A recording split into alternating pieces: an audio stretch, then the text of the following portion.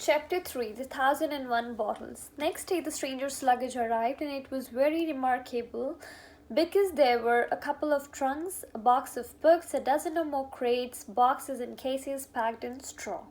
The stranger was impatient to meet Fearenside's cart and bring the luggage to his room.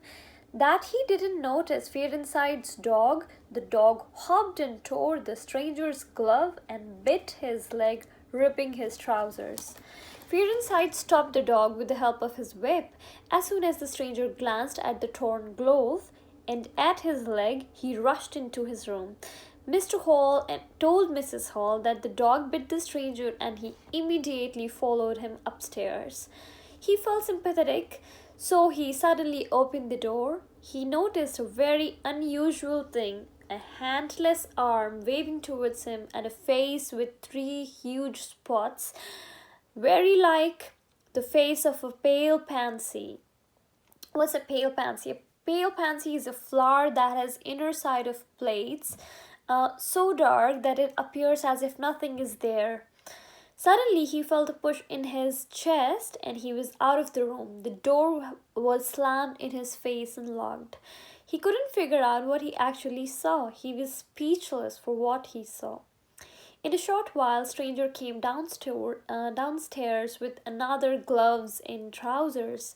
Fearenside apologized, but he was told that he wasn't hurt.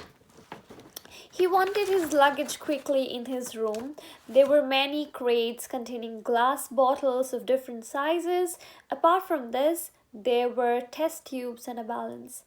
He unpacked them immediately and started working. He littered straw carelessly in the room.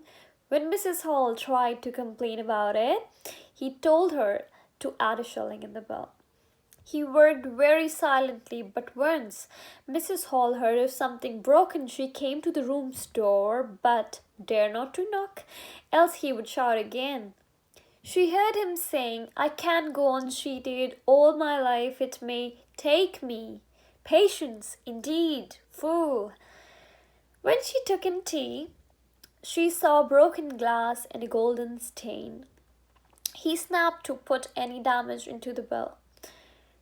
In the evening, Fearenside and Teddy Henry were in the little beer shop. A five-pink hanger.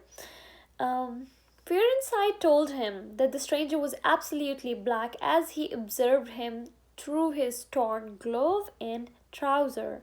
Henry wondered why his nose is as pink as a paint.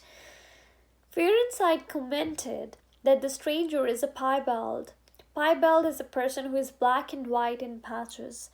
He's a kind of half-breed and is ashamed of it. And that's all for this chapter. Thank you.